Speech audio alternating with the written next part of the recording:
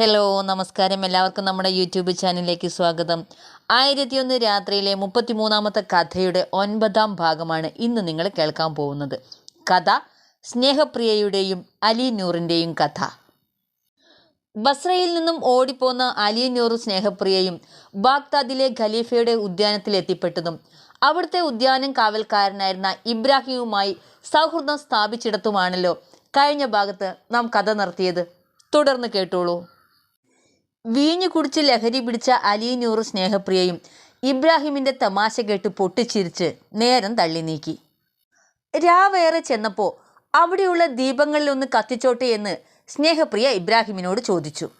ഒന്ന് കത്തിച്ചോളൂ, ഒരെണ്ണം മാത്രം, ഇബ്രാഹിം അനുവദിച്ചു. പക്ഷേ പെൺകുട്ടി ജാലകങ്ങൾക്ക് സമീപമുള്ള 45 എണ്ണം ഉൾപ്പെടെ 80 വിളക്കുകളും ഒന്നൊഴിയാതെ കത്തിച്ചു. കൊട്ടാരവും ഉദ്യാനവും ദീപപ്രഭയിൽ മുങ്ങി. വൃദ്ധൻ അതൊന്നും ശ്രദ്ധിക്കാതെ ജനാലകളെല്ലാം തുറന്നു വെച്ചു. ഹാളിലെ പാട്ടിൻ്റെയും പൊട്ടിച്ചിരിയുടെയും അലകൾ പുറത്തേക്ക് ഒഴുകി. ശ്രോതാവും സ്രഷ്ടാവും നിയന്താവുമായ ദൈവത്തിൻ്റെ നിയോഗമനുസരിച്ചാവാം ടൈഗ്രീസ് നദിക്കരയിലെ തൻ്റെ കൊട്ടാരത്തിൽ നിന്നിരുന്ന ഖലീഫ ഹാരൂൺ അൽ റഷീദ് ആ നിമിഷം തന്നെ തൻ്റെ കൊട്ടാരത്തിൻ്റെ ജനാല തുറന്ന് നിലാവിൻ്റെ മൂടുപടമിട്ട രാവിൻ്റെ സൗന്ദര്യം ആസ്വദിക്കാൻ തീരുമാനിച്ചത്. അരണ്ട വെളിച്ചത്തിൽ വിശാലമായ ജലപ്പരപ്പ് കണ്ടുനിന്ന സുൽത്താൻ്റെ നോട്ടം ചക്രവാളത്തിൽ ദൃശ്യമായ പ്രകാശ ഗോപുരത്തിൽ ചെന്ന് പതിച്ചു. അതെന്താണെന്ന് മനസ്സിലാവാതെ അദ്ദേഹം മന്ത്രി ജാഫർ അൽ ബർമാക്കിയെ വിളിച്ചു ചോദിച്ചു. മന്ത്രി എന്ന് പറഞ്ഞ് നടന്നാൽ മതിയോ? ഈ നഗരത്തിലെ സംഭവങ്ങളൊന്നും നാം അറിയേണ്ടെന്നാണോ? ഇക്കണക്കിന് ശത്രുസൈന്യം ബാഗ്ദാദ് പിടിച്ചടക്കിയാലും നീ അറിയില്ലല്ലോ നശിച്ചവനെ. അതാ നോക്ക്, അക്കരെയുള്ള നമ്മുടെ കൊട്ടാരത്തിലെ വിളക്കുകളെല്ലാം കത്തിക്കാനും ജാലകങ്ങൾ തുറന്നിടാനും ആർക്കാണ് ധൈര്യമുണ്ടായത്? ബാഗ്ദാദിലെ ഖലീഫയായ നമ്മുടെ അനുവാദമില്ലാതെ ഈ തോന്നിയാസം കാണിച്ച ധിക്കാരി ആര്? പ്രഭു, അങ്ങ് ഇതെങ്ങനെ അറിഞ്ഞു? ജാഫർ ചോദിച്ചു. അങ്ങോട്ട് നോക്ക്, നിനക്കും കാണാമല്ലോ. ജാഫർ ജനാല വഴി പുറത്തേക്ക് നോക്കി. അതാ കൊട്ടാരത്തിൽ നിന്നുള്ള പ്രകാശം അഗ്നിജ്വാലയിൽ നിന്നെന്ന പോലെ നദിയിൽ പ്രതിഫലിക്കുന്നു. അതിൻ്റെ തീവ്രതയിൽ വെൺമതി നിഷ്പ്രഭമാകുന്നു. ഉദ്യാനം കാണാൻ വന്നവരിൽ നിന്നും പണം പറ്റിക്കൊണ്ട് കിഴവൻ ഇബ്രാഹിം പറ്റിച്ച പണിയാണതെന്ന് ഊഹിച്ച ദയാലുവായ മന്ത്രി ഖലീഫയോട് പറഞ്ഞു. വിശ്വാസികളുടെ രാജകുമാര, കഴിഞ്ഞ ആഴ്ച ഇബ്രാഹിം എന്നെ കാണാൻ വന്നിരുന്നു.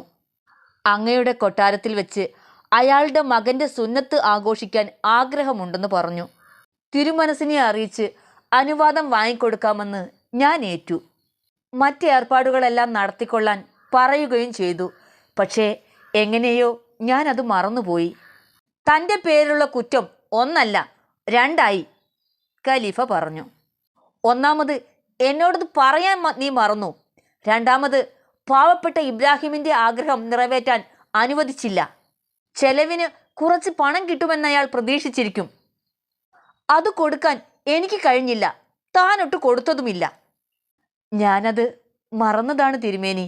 മന്ത്രി ക്ഷമായാചനം ചെയ്തു. ശരി, നിങ്ങളോട് ക്ഷമിച്ചിരിക്കുന്നു. ഞാൻ ഉടനെ ഇബ്രാഹിമിൻ്റെ അടുത്തേക്ക് പോകുന്നു. അയാളൊരു വിശ്വാസിയാണ്. എല്ലാവർക്കും അയാളെക്കുറിച്ച് നല്ലതേ പറയാനുള്ളൂ. പാവങ്ങൾക്ക് അയാൾ ആഹാരം കൊടുക്കുന്നു എന്ന് ഞാൻ കേട്ടിട്ടുണ്ട്. ഇപ്പോഴാവട്ടെ ധാരാളം മൗലവിമാർ വന്നിട്ടുണ്ടാകും. നാം അങ്ങോട്ട് ചെന്നാൽ അവർ നമുക്ക് വേണ്ടി പ്രാർത്ഥിക്കും. ഇബ്രാഹിമിന് സന്തോഷവുമാവും. അർദ്ധരാത്രിയായല്ലോ തിരുമനസേ. ചടങ്ങുകൾ തീർന്ന് അതിഥികൾ പിരിയാറായി.